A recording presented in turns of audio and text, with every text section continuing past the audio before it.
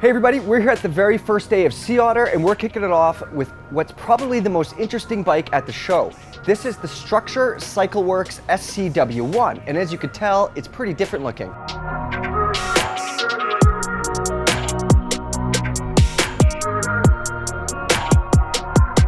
Now what you're looking at here is a 150mm travel bike. That's front and rear. It's rolling on 27.5-inch wheels, but as you probably noticed, there's some very different things going on at the front of this bike.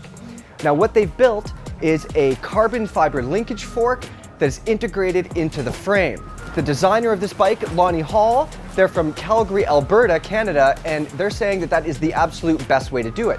There are other linkage forks out there, but by them integrating the fork into the frame, they're able to have more control over the geometry. And that's the whole idea behind a linkage fork. They're able to place the pivots where they need them and use physics to control anti-dive, which lets them control geometry. So the idea here, you're going down a steep hill, you grab a whole shitload of front brake. On a traditional bike, what's gonna happen to your fork? It goes down into your travel. This one, as it gets deeper into its travel, has more and more anti-dive. And the trail actually grows as it gets deeper into the travel. So let's take a closer look at the front of this bike.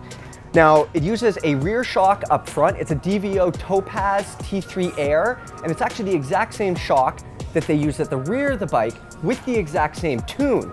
Two massive carbon links. You have some carbon fork legs, and up here, this is the steering linkage. This is what translates your steering input to the axle, and this is also carbon fiber. Now, as you can imagine, there's a lot of sealed bearings here, but Structure tells me that all of these bearings are normal things. You can get them from any bike store, except for the one up here, which is a pretty special unit. They've had them in use now for something like 3 years, zero issues. So for the most part, there's nothing crazy about this bike as far as bearing or hardware goes, and same with the rear shock. These are all things that can be serviced at the shop.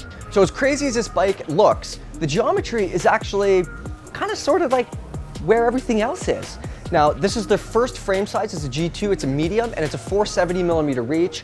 So it's not crazy long, but it's definitely on the, on the edge of this forward-thinking geometry thing. Up front, you're looking at a 66-degree head angle, but remember that this bike isn't getting steeper as it goes into its travel. The thing is not diving all the time, so you're not ending up with a 70 or 70 whatever degree head angle when you grab a ton of front brake. Out back, you're looking at 435mm rear end. Again, nothing crazy, nothing strange, and 13mm of bottom bracket drop. So pretty normal, traditional numbers for the most part, and that's a good thing. So back to the head angle, which is 66, like I mentioned. Now, that actually gets 8 degrees slacker as the bike goes through its travel. So when this is bottomed out, it's 8 degrees slacker.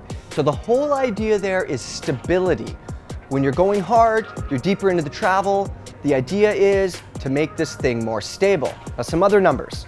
Frame price, now this is a little bit different because it's the frame, rear shock, fork, front shock. So all that adds up to $5,995 American. Now if you compare that to other high-end things, a $3,500 carbon frame, a high-end shock, and you put a high-end fork on there, it's not out of line. Weight-wise, it's about 13.5 pounds. That's frame, fork, and 2 rear shocks, which actually is a pound or 2 heavier than something comparable. But the whole idea here, first production run, Structure wants no troubles. These things are built, I quote, to be a brick shithouse.